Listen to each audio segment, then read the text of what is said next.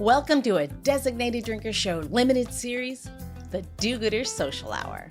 Now, we're changing things up just a bit in order to give center stage to a few folks who are bringing goodness to the world. Now tell me, how could we not toast to that?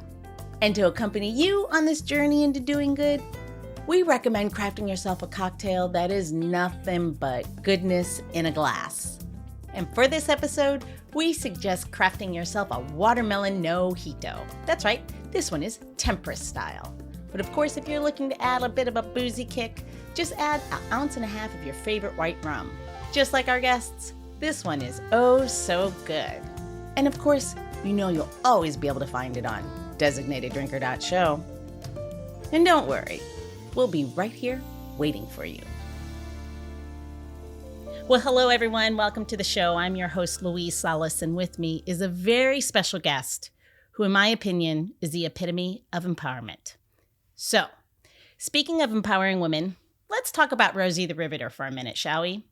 Rosie was way more than just a poster girl. She was a true symbol of a powerful shift in the way society viewed women and our capabilities. During World War II, in case you don't know, during World War II, women across America stepped up to fill jobs that were left vacant by those who were serving abroad, proving that they were just as capable and hardworking as anyone else. So Rosie and her crew of badass female factory workers broke down barriers faster than they built B-17 bombers, which, ironically, Alex, my father served as a tail gunner in the European theater on B-17s. So anyway, back to Rosie. Rosie and her crew, they were the original squad goals, proving that women could do way more than just cook and clean, believe it or not. But they could also kick butt on the factory floor. Now, today, we'll jump ahead to today, Rosie the Riveter continues to inspire and empower. Her legacy serves as a reminder that when we challenge our assumptions and rethink what's possible, we can create a more inclusive and equitable society. Imagine that. So, all of that brings me to today's guest. I want to just welcome her to the show, jump right in, because she's the chair of Alexandria LGBTQ Task Force, Diana Maurer. Did I get it right? You got it right the first time, which is Woo-hoo! phenomenal. I'm so delighted to be here. I'm not good at that part, Diana. Diana, there's so much I want our guests to learn about you. But before we jump into that, will you please tell them what is the Alexandria LGBTQ Task Force? So you can think of the task force as being a bridge between the LGBTQ community in the city of Alexandria and the city government of Alexandria. Oh, interesting. So the task force is comprised of volunteers, people who live in Alexandria, who work in Alexandria, school in Alexandria, and we come together quarterly and we talk about topics of interest to the broader community. And we work with city government to help them train people who are providing services to the folks in the city of Alexandria. So we provide training for firefighters, police officers, folks who works in the sheriff's department, and so forth. And we partner with city government to carry out events and do activities. For example, we're doing Alexandria Pride again this year. That's great. I have quite a few friends and family in my life who are definitely in the LGBTQ plus community. I always like the alphabet community. And what you're doing is so incredibly important because even my friends who I'm introducing, we know who they are. We introduce them to new thoughts, and you hear the same crap. But the patience to be able to go through that, and I like to think of myself as kind of like that safe space that they can say stupid stuff, and I can gently walk them to open their mind and to think of things differently. You hit the nail right on the head. So when we are doing training for new police officers, for example, we intentionally create that safe space for people to ask questions. Yeah. Because it's not as if people sort of grow up knowing the difference between, well, what is non-binary? Yeah. Or what do I do if I pull over someone who appears to have one gender presentation but presents a driver's license with a different gender presentation? How do I navigate those situations? So we give them the tools to be able to perform their jobs professionally and be respectful of everyone in the community. That's a great place to even think about starting that, being able to break down those barriers and just because that fear that those people are in when they, meaning like police officers or whomever, your firefighters, your first liners, I would imagine just not, that's why training is important, right? Not knowing what to do then opens the door to do all the wrong things, even if you didn't mean to. Exactly. It's just you don't have the skills. No one gave you the tools. That's absolutely the case. I mean, and that's what we want to do. We want to give people the tools to draw upon, so when they're interacting with the public, they can pivot and ask for someone's pronouns if they're not sure. Don't make assumptions just based on the way someone is presenting at the time. And it really comes down to respect and understanding. Sure. Ideally, we get to a place. Basis for a lot of things. It's so true. Ideally, we would love to get to a point where there's agreement, right? Where everyone's like, oh, I agree completely with everyone who's in the LGBTQ plus community. Certainly, we are far from that. Right? We all know change is hard. It's really slow. But those first steps are understanding and respect. Even if you have a different view or a different perspective, you can still understand and respect someone else. Absolutely. 100%. I think that is just should be common thread through as we go through life, period. But we all know we've got a long way to go for that. So let's back up just a little bit. Tell us a little bit about yourself. Sure. So I have been living in or near the city of Alexandria for the last 30 plus years. So we're almost neighbors. I know, right? I know. We were talking before the show, so we're not too far from the Masonic Temple, which is beautiful, beautiful temple with all the mysterious lights on it. Exactly. So I came here as part of my federal job when I was coming right out of grad school, or a couple of years after many grad school. Many of us, right? Exactly. We all get transplanted here. And I think one of the more interesting parts of my journey was the fact that I transitioned about 8 years ago. So I'm a transgender woman. Mm-hmm. So during most of my career as a federal government employee working, doing congressional oversight, I was living my life presenting as a man. Yes. And to me, that never felt genuine. It was painful. It was difficult to live life by trying to pretend. Yeah. You end up living your life sort of like, watch, what do guys do? Okay, well, that's the way I should dress. That's the way I should talk. That's the way I should act. It wasn't genuine. Yeah. And I reached a point in my life where I was tired of living in an ungenuine way. I had reached a point where I had done enough, research, and I had gone to different social groups just to explore, because there's a wide diversity of folks who are exploring gender identity. Yeah. Some people decide to transition, which is what I did. Other people decide, you know what, I can live part of my life one way and part of my life another way, and it's perfectly fine for them.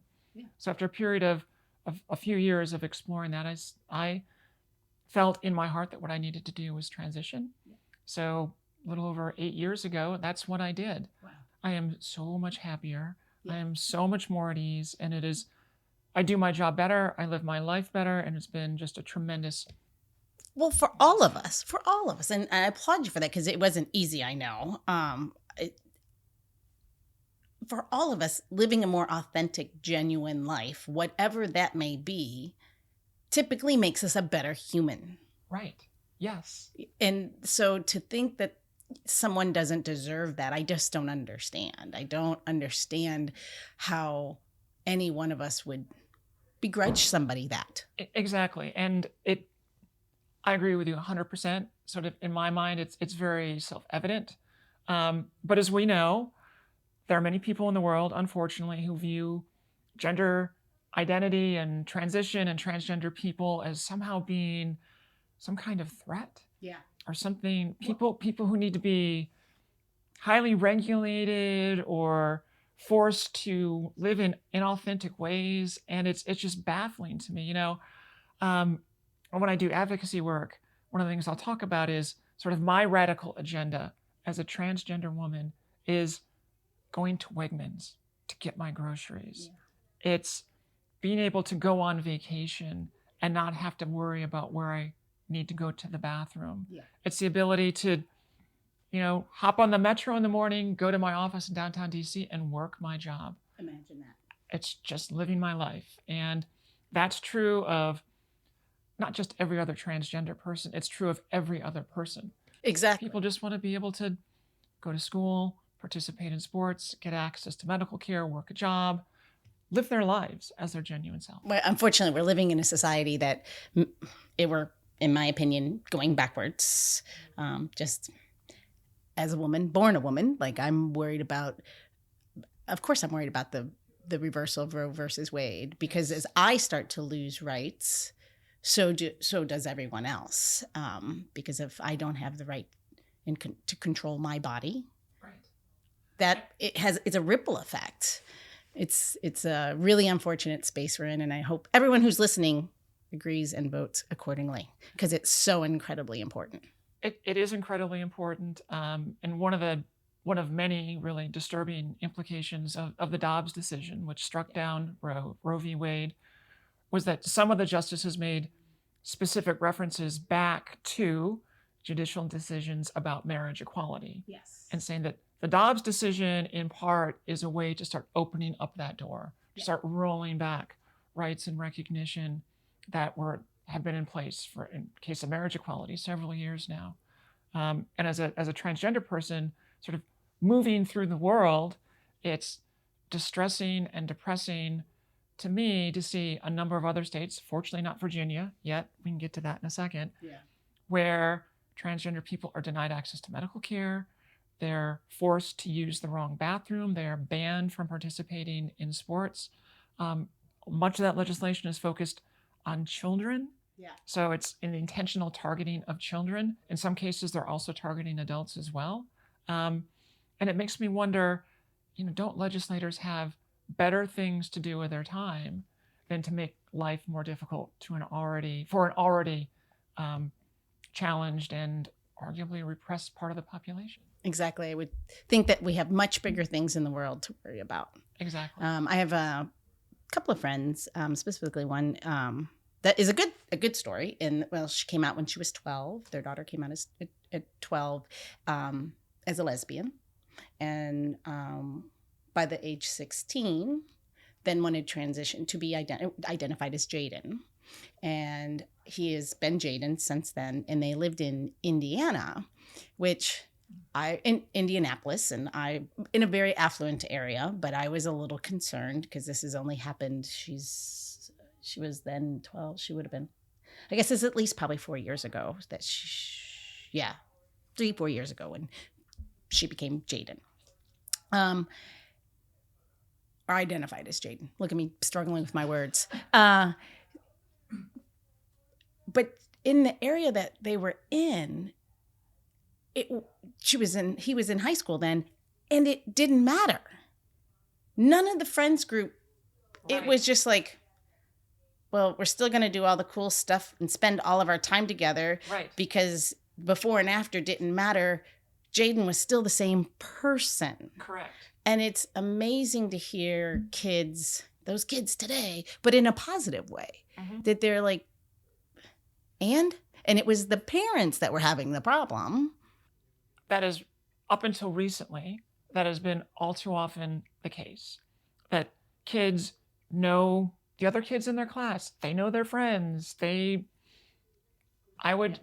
I don't know Jaden. Yeah. I don't know him personally, but I would imagine if you were talking to his friends, they would probably have told you, yeah, we had a sense. Of course. And to his friends, like, we're so happy for you. We're going to support you. We love you. Yeah. And that should pretty much be the end of the story. Unfortunately, it's not. In fact, one of the things that got me on the path to activism and being involved in supporting and speaking on behalf of rights of not just transgender people, but folks in the broader queer community was, this is about a year before I transitioned. I went to a Fairfax County school board meeting. I was living in Fairfax County at the time, and they were having a debate about bathrooms and pronouns and all of that. And the school board was about ready to do the right thing.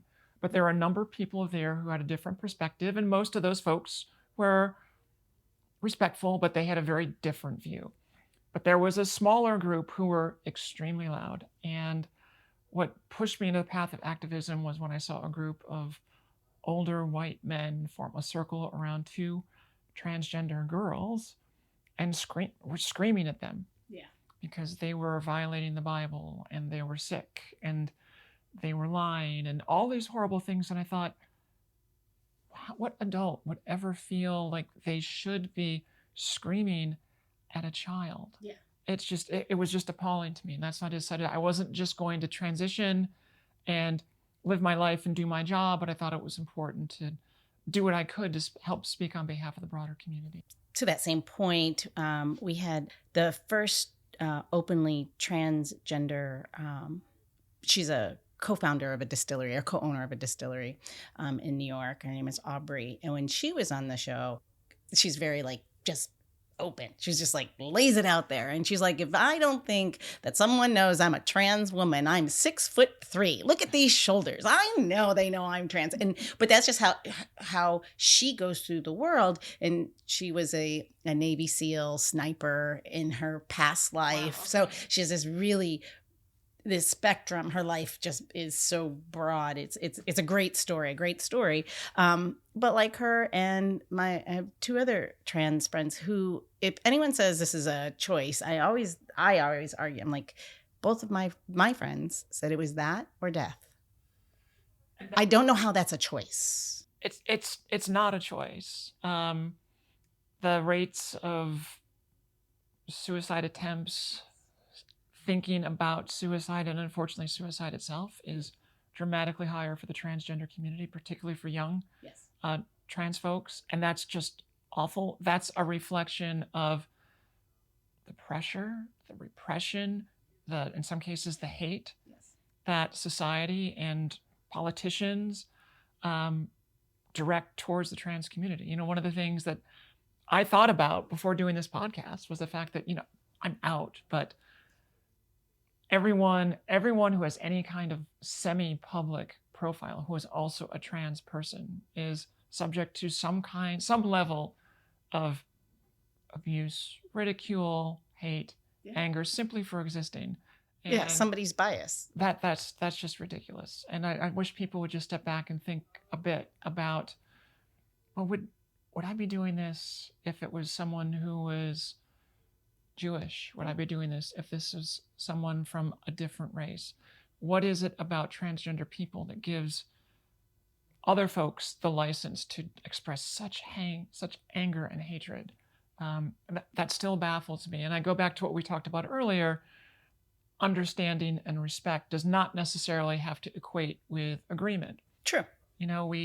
We deal with people all the time where we have differing views on politics, religion, sports teams, even in this area, Maryland versus Virginia versus DC. Yep. But somehow we're able to live and manage and work through disagreements. Yep. And so I would love to be in a space where we reach that point with not just transgender folks, but also folks in the broader LGBTQ plus community. Absolutely. Differences makes us better, in my opinion. But I'm unfortunately, I think I fall in the minority recently. I didn't think I was. I thought I was a part of the majority of the space until our more recent times. And I just don't know if they're louder or if we're seeing the loudest say it. But the truth is, you look at the numbers, it doesn't actually equate, is what I'm hoping. I think back to when I transitioned, which was in 2016. It's January 2016, went to work, said, guess what, everybody? There's a reason why I've been growing out my hair and looks like I'm getting thinner and I'm going to be transitioning. So back in 2016, that was shortly after Caitlyn Jenner came out. Being trans at that time, I think was arguably more accepted at that time. Not that it was accepted universally, but I don't think it was as widely understood or even noticed by people. Fast forward to today, it's much more widely known, but unfortunately there's a very small, very vocal, very loud minority of people who go out of their way to dump on trans people. I do think that when you factor in the folks who are just open and understanding and in agreement, plus some folks in the middle their instinct would be like, well, just let people live their lives.